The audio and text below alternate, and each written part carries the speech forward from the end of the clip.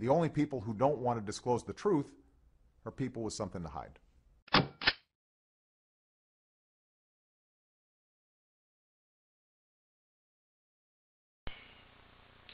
Good morning. My name is Staff Sergeant Daryn Moran. I'm in Germany at this time. For just a few moments, I'm going to speak off the top, and after that, I will be reading from an email by the computer here in front of me. So there will be a little bit of back and forth, and I apologize for these interruptions. I was asked by someone to deliver a video sharing my story. Before I do that, and it won't be all inclusive, we don't have enough time, but we can get it started. I feel that this story is not my story alone, but involves many more people than myself. The fact that I need to do this video here today is disturbing. I'm in my home. I'm not out in public speaking, and I think that speaks to the seriousness of the situation. But prior to taking this video, my wife and I had a short prayer to ask God to bless this video, and I mean that from the sincerity of my heart to all those who hear or watch this video. Okay, I was contacted by someone that posted an email. I sent her an email. I think she was going to publish it. At this time, I'm going to go ahead and use those words that I shared with her for this video, for purposes of this video. It begins this way. This is an extremely important email. I ask that you not treat this email as other ordinary emails. It must be read and reread, thoroughly comprehended by everyone. Your patience with this request is appreciated. Please inform me when you receive it, and if it is continued, as the prior information has been in your post and email. I cannot stress enough the urgency, and I will explain why, alright? Only follow carefully, and please don't add or subtract or be misled. However, you may use it as you see fit, and I'm at the mercy of your profession. Let's start by answering the question of my name. My full name is Daryn John Moran. At the time that WorldNet Daily reported my story, the journalist was aware of my name, but the website used a pseudonym for security reasons. After the story was out, I actually had the very same question as you and your readers about my name. I spoke with the WorldNet Daily leadership and was satisfied with their explanation for the pseudonym and my first name only. They asked me if I'd like them to correct it at the time, and I felt it was unnecessary at the time in order to see what would be coming next. I knew that in time, even now, as we speak, my correct first name would be known. There is a lesson in this. This story is not just about me. It is about everyone else who feels like I do, and it's about truth, and as such, it is God's working in our country. WorldNet Daily has been honest and straightforward with me as you have, and therefore I can only regard both them and you as friends. I don't like to exhibit weakness in presenting my position. However, at this time, maybe you and the readers need to accept the human side of myself, and that this entire process has been taxing and vexing. I really need Americans' help. Of every name, race, creed, and color.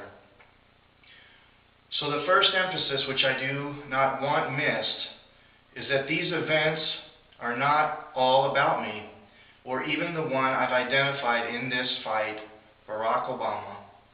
It's about every American, whether they pity myself or support the president. This is critical to think about. Let's continue. My life and the life of my family has changed for the good.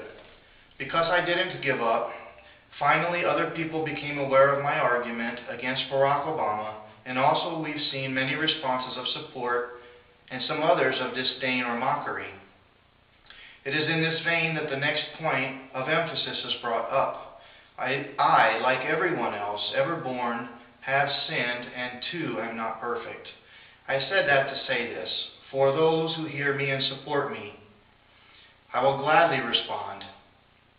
For those who wish to defeat me and point out any time in the past which I've cursed, spit, got angry, used mean language, or whatever else which could reflect poorly They have missed the entire point of my argument and chosen, instead of tackling Barack Obama's records and proof as such, to prove to the rest of the country that I'm a sinner. Well, I am, and I have sinned with the best of them. However, I'm neither proud of past sins to date, do not wish to repeat them, and believe in the grace, mercy, forgiveness, and victory in God. My past failings are no excuse not to do right today. In presenting this concept to you now, the Lord allows me to avoid feelings of growing anger within to any one particular respondent, as I can ignore them instead. This is sincere for what it's worth. So the obvious continuation of this second emphasis is that I believe in God's love. When we hate, He loves. When we fight, He loves. He may be angry. God may be angry. But it is easy to appease His anger by changing our foolish ways. Whether we are private people or public people, God's truths do not change. A short story will reveal the application of my 2 points of emphasis. Then I will tell you more directly about events between the Air Force and myself. The short story is that this morning my wife gave myself and my 2 children our breakfast.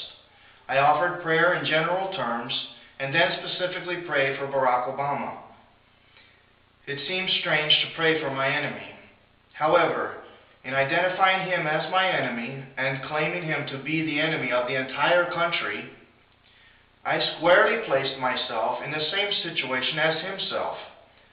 Barack Obama and myself are now looked at critically, asked questions, forced to think about our defense or reasons for what we've ever said or done. How I can handle it is part of the emphasis above. My trust in God. How He handles it, I'm concerned. So when I'm weak, I think only selfishly and worry what Barack Obama will do or try to do to me. When I'm unselfish and thinking as a father, a husband, a patriot, and a God-fearing Christian, I place my care in the Lord and pursue the fight against sin and lies and the false birth certificate. What I'm